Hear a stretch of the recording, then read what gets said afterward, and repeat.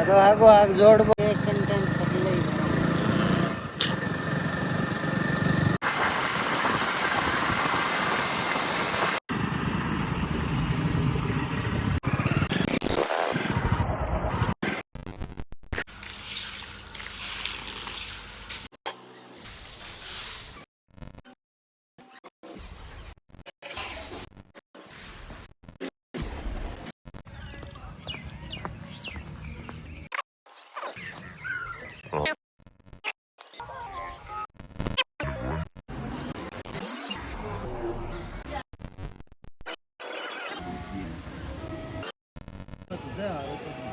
उग्रवादियों क्या बयान दिए कहाँ नहीं बोले उधर कि सीमा पर तो बोला सैनिका का हाथ में बैर पता हारा थोड़ी है वही दे वही दुनिया भर के सरकार टीटीसी में मेड़ो आज प्राकृतिक खेती को मेड़ो है ठीक है ने आपसे नहीं सीएम आई 10-15 किसान का मौका ठहरा मस्त माना लेना आई मैं जहाँ भी ठीक है और बता तू क्यों बंद तो आदि सारे ना जानो और किते अल्लाह सही कौन हाँ सर जी कहाँ पहुँच गए?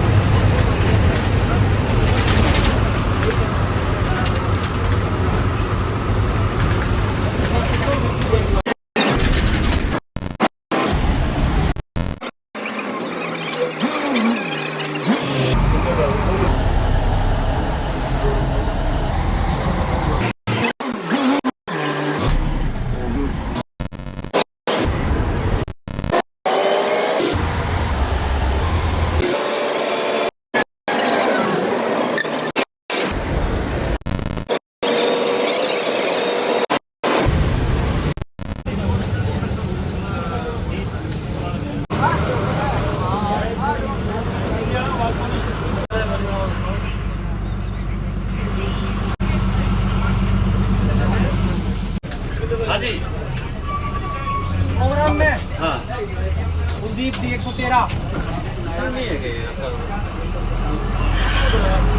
देखो चौक तक नहीं आने क्या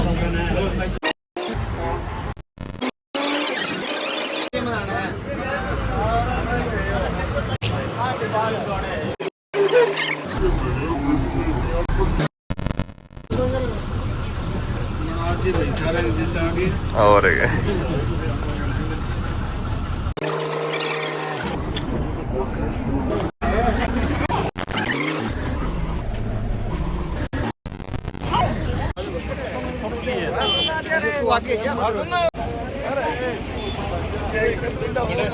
अजय कुमार तो पकड़ना रखा कौन से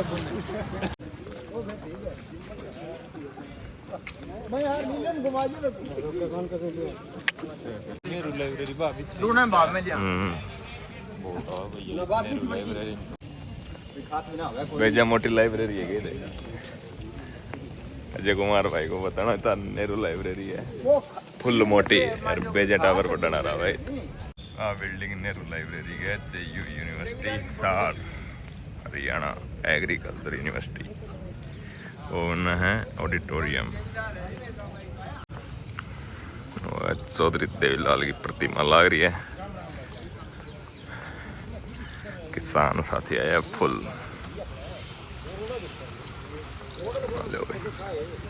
सैल्यूट है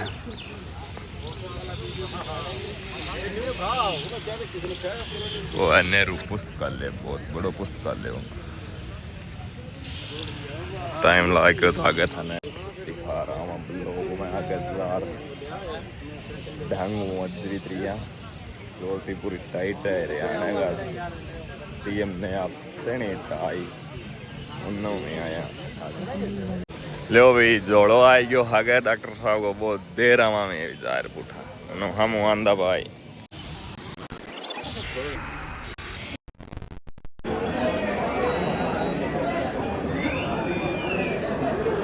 सिक्योरिटी देख लो CM आज तो बहुत ज़्यादा है इंदिरा गांधी सभागार ऑडिटोरियम CM ने अब से नहीं आई प्रोग्राम है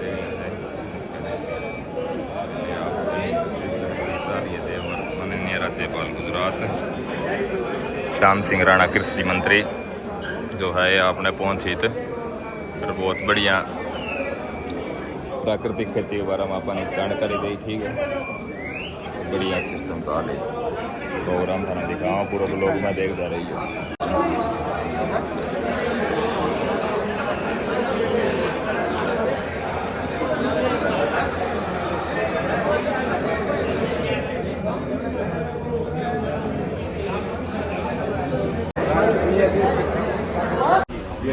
अपना स्थान ग्रहण कीजिएगा।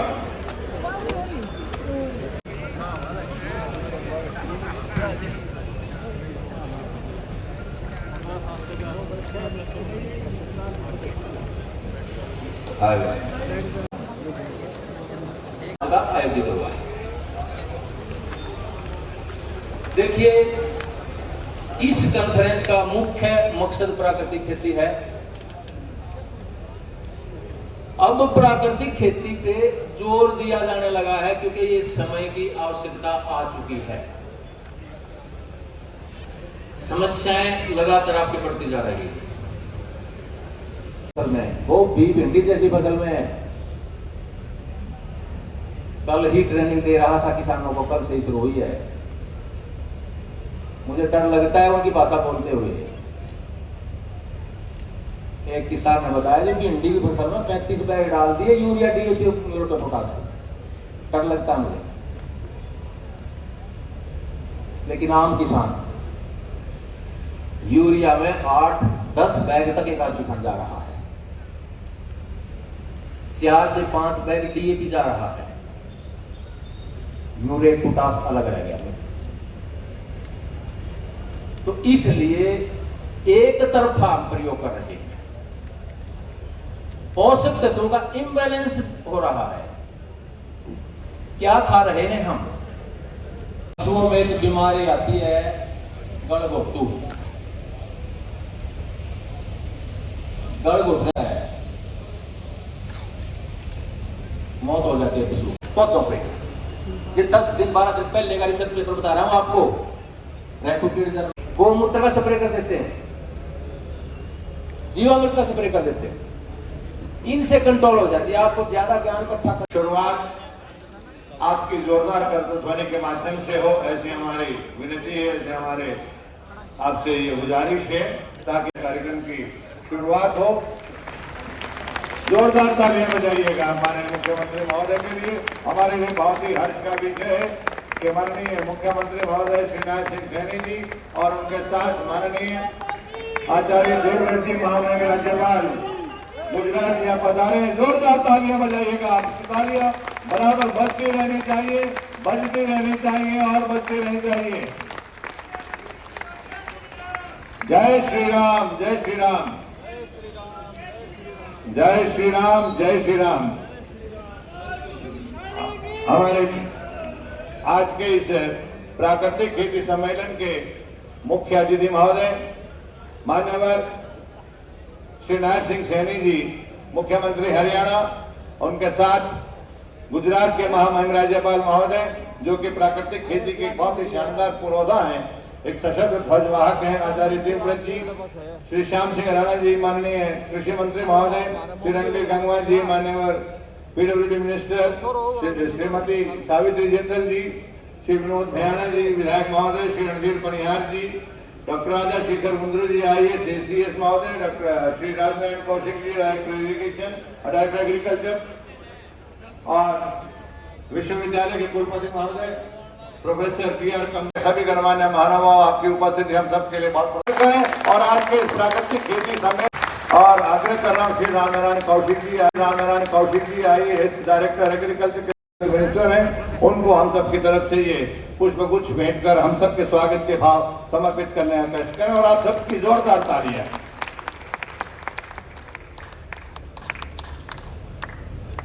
आज का ये खेती के विषय में सबके प्रति जिज्ञासा रहती है, जागरूकता रहती है, लेकिन उसको विषय को किस प्रकार से आगे लाया जाए, उसके लिए हमारे प्रबुद्ध जन यहाँ बैठे हैं। खुद एक वैज्ञानिक है, बॉटनी के आदरणीय। अपने जीवन में बचपन से समाज सेवा की है और ये हमारे साथ ही हम देखते रहे हर पल और साथ रहे। अपने काम से निकलता है वो ज्ञान में परिवर्तन हो जाता है और दूसरों के लिए प्रेरणा स्रोत बन जाते हैं। आचार्य जी के बारे में हमने जो सिस्टम था उसको चलाने के लिए हम थोड़ा बहुत गुरुकुल में आचार्य जी के साथ रहे हैं और साथियों इसलिए विश्वास है। और दूसरा हमारे जो अपने नारायणगढ़ जिला अम्बाड़ा के अध्यक्ष रहे, मैं भी जमुनानगर का अध्यक्ष रहा और साथ साथ हमने काम किया और एक काम करने का जो तरीका होता है उससे वो वाकिफ हो जाता है। और प्रसार का जो बीड़ा उठाया है उसमें आयुर्वेद, योग, प्राकृतिक चिकित्सा, यज्ञ के द्वारा चिकित्सा, वृक्षारोपण, प्राकृतिक खेती आदि विषयों को न केवल भारतवर्ष में बल्कि अमेरिका, ऑस्ट्रेलिया बनाया है और भारतीय धरा पर प्राकृतिक खेती के विषय में जितनी जानकारी वो आपको उपलब्ध करा सकते हैं, शायद ही कोई ऐसी होती है। आज हमारा सौभाग्य है कि हम उनके अनुभव का, उनके ज्ञान का यहाँ लाभ लेने जा रहे हैं। पूर्व में जो हिमाचल प्रदेश के महामहिम राज्यपाल रहे और अब गुजरात के महामहिम राज्यपाल पद को शोभायमान करने वाले महामहिम राज्यपाल महोदय श्री आचार्य देवव्रत जी, मेरी विनती है कृपया आप आए और आज के संदर्भ में अपना अनुमोदन में जोरदार तालियां उनके लिए बजाएं।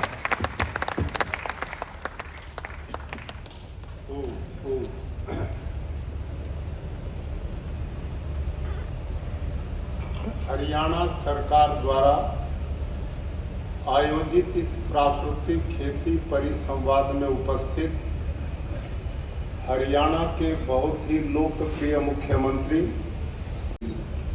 आदरणीय भाई श्री श्याम सिंह राणा जी, लोक स्वास्थ्य मंत्री आदरणीय श्री रणवीर सिंह गंगवा जी, विधायक नलवा मान्य श्री रणधीर पनिहार जी, विधायक हांसी मान्य श्री विनोद भयाना जी, आदरणीय डॉक्टर राजा शेखर बुंदरू जी, अतिरिक्त मुख्य सचिव कृषि, हमारी सभी यूनिवर्सिटीज के वाइस चांसलर्स, श्री कमल गुप्ता जी पूर्व मंत्री, श्रीमती आशा खेदर जी जिला भाजपा अध्यक्ष, आदरणीय श्री अशोक सैनी, मान्य श्री प्रवीण पोपली जी,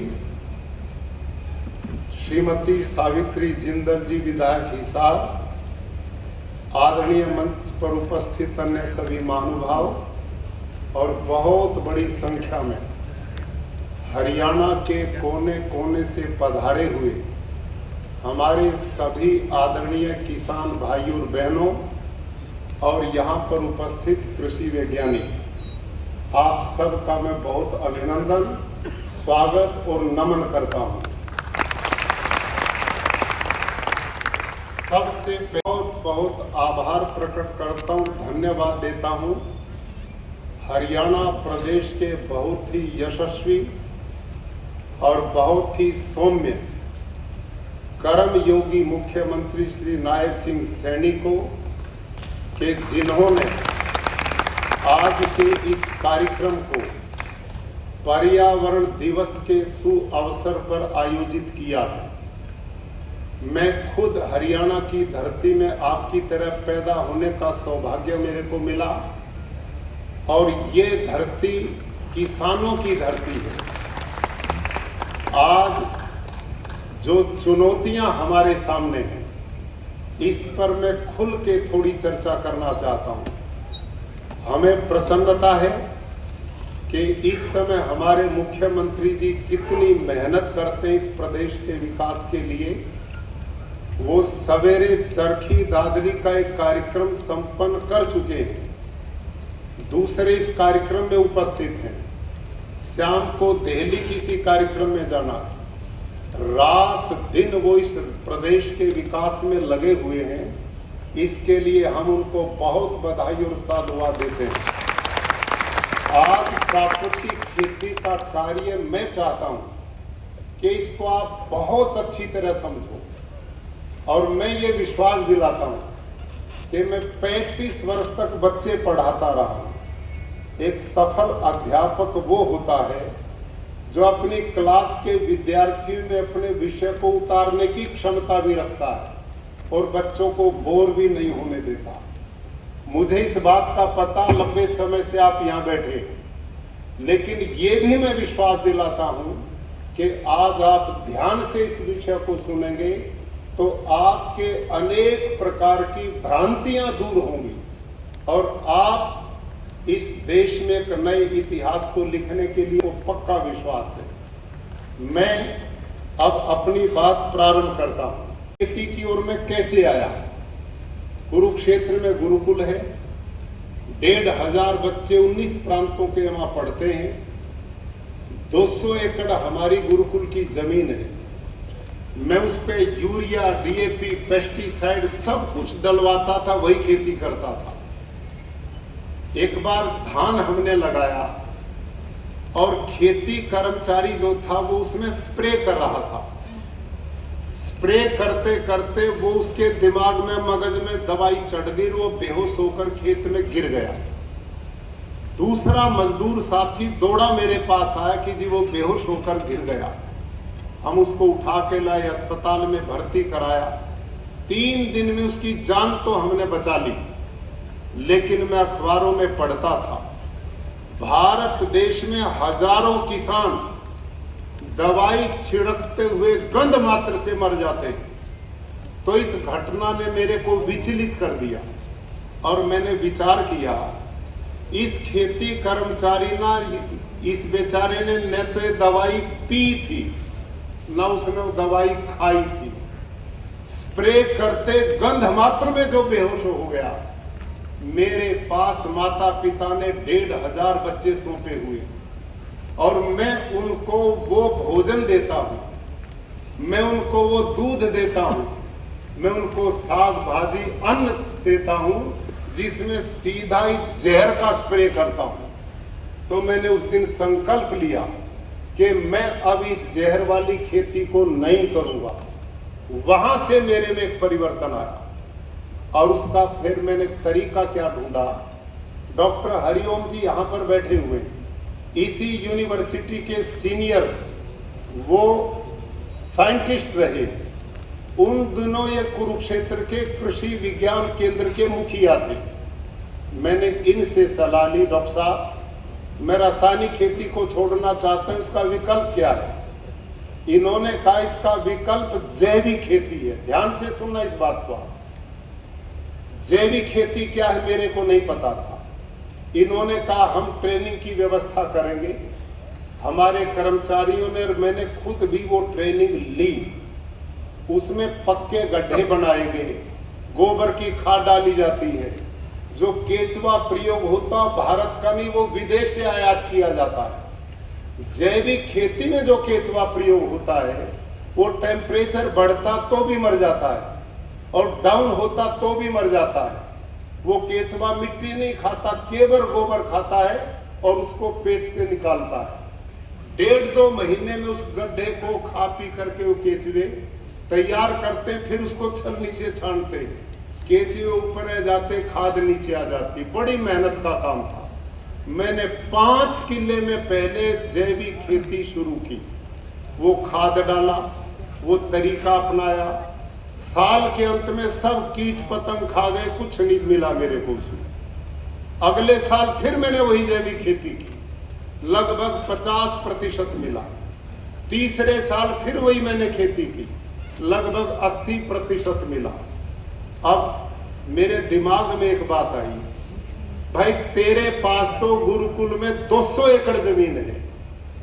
जिस किसान के पास है ही 2-4-5 किले जमीन, वो इस जैविक खेती को करेगा तो उसके तो बच्चे भूखे मरेंगे। मैंने डॉक्टर साहब पे फिर जाके कहा, डॉक्टर साहब इस जैविक खेती को 3 साल करते हो गए, इसमें तो कुछ मिला नहीं। तो डॉक्टर साहब ने कहा भाई यही है जैविक खेती।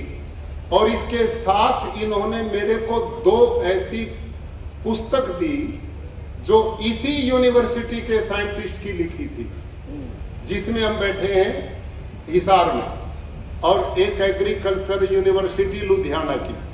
वो किसानों के नाम सिफारिशें ऐसा एक लिटरेचर निकालते थे। उसमें लिखा था जैविक खेती क्या है। अब ध्यान से सुनना मेरे भाइयों, उसमें लिखा था कि भारत देश के लोगों का पेट भरने के लिए दो फसलें मुख्य रूप से योगदान करती हैं, गेहूं और एक चावल। हाँ या ना? बोलो भाई, मेरे पीछे मेरी क्लास में चुप नहीं बैठना। चुप बैठोगे तो समझूंगा कमजोर विद्यार्थी। ठीक है? तो भारत के लोगों का दो फसलें मुख्य रूप से पेट भरती, गेहूं और चावल। और उस पुस्तक में साइंटिस्ट ने क्या लिखा कि यदि गेहूं और धान से पूरी फसल प्रति एकड़ पैदा करनी है तो 1 किले में 60 किलो नाइट्रोजन पड़ना चाहिए। कितना? 60 किलो नाइट्रोजन। अब रासायनिक खेती हम करते हैं तो बाजार में जाओ, यूरिया खरीदो, डीएपी खरीदो, एक 1.5 महीने के अंतर से खेत में डाल दो, खाद भी 60 किलो नाइट्रोजन पूरी कर देगा और फसल भी पूरी हो जाएगी। ये तो रासायनिक का तरीका है। लेकिन जैविक खेती में 60 किलो नाइट्रोजन पूरा करना पड़े तो कैसे करोगे? अब गोबर की खाद में ध्यान करो, 1 टन गोबर की खाद में 2 किलो नाइट्रोजन है। कितना है? बोलो भाई कमजोर विद्यार्थी हो। 2 किलो। कितना? 2 किलो। और आपने प्रदान करें वाणी रघुवती यस्य यस्य श्रमवती क्रिया लक्ष्मी दानवती यस्य सफलम तस्य जीवितम। जोरदार तालियां इनके लिए।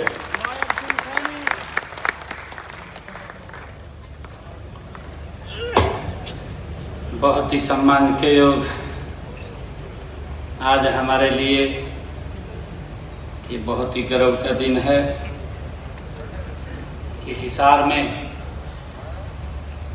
प्राकृतिक खेती को लेकर के किसान भाइयों के बीच में हमारे हरियाणा के जो लगातार चिंता करते रहते हैं, गुजरात के महामहिम राज्यपाल आदरणीय आचार्य देवव्रत, खेती के साथ जोड़ना, नई तकनीक के साथ जोड़ना, योजना और नवाचार के साथ कृषि क्षेत्र में सुधार लाना, उसके साथ जोड़ना, इन सुधारों में प्राकृतिक खेती की भी महत्वपूर्ण भूमिका ये होती है। इस बात को हमने समझना है जो आदरणीय आचार्य देवव्रत जी ने हम सब का मार्गदर्शन किया है। मुझे खुशी है कि जब आज विश्व पर्यावरण दिवस के अवसर पर पूरी दुनिया के लोग वायु, जल व माटी के संरक्षण का संकल्प ले रहे हैं और इन्हें हर प्रकार से प्रदूषण से मुक्त करने के उपाय पर विचार कर रहे हैं, तो आज हम हिसार की इस पवित्र भूमि पर प्रकृति खेती इन सब समस्याओं का एक रामबाण है। इसके ऊपर हम बैठ करके चर्चा कर रहे हैं, विचार कर रहे हैं। यह केवल हरियाणा के कृषि नीति की नई दिशा देगी, बल्कि पूरे देश के लिए यह प्रेरणा का एक स्रोत बनेगी। मुझे खुशी है कि आज जब हम खदानों के मामले में आत्मनिर्भर हैं, लेकिन इसके लिए हमें बहुत बड़ी कीमत भी चुकानी पड़ती है। भाइयों, जब हम अपनी खेती में, जिसका भी जिक्र भी किया है, अंधाधुंध रासायनिक खादों का उपयोग करते हैं, खरपतवार नाशकों का उपयोग करते हैं, जल और वायु प्रदूषित होते हैं, हमें ध्यान में है। परंतु देखते ही देखते जब से हम नए का मतलब है नीर, भाइयों दिखाई देते हैं। हमने देने के लिए 1,84,665 किसानों ने 2,73,955 एकड़ क्षेत्र का पंजीकरण इस पोर्टल के ऊपर कराया है कि हम प्राकृतिक खेती कर रहे हैं। लो भाई अभी आ गया जिमन करण। लो भाई इत बड़ा हीरो ठोकर ना मिलो घराड़ो मैंने ये हुआ ऑर्गेनिक प्रोग्राम प्योर ठीक है तो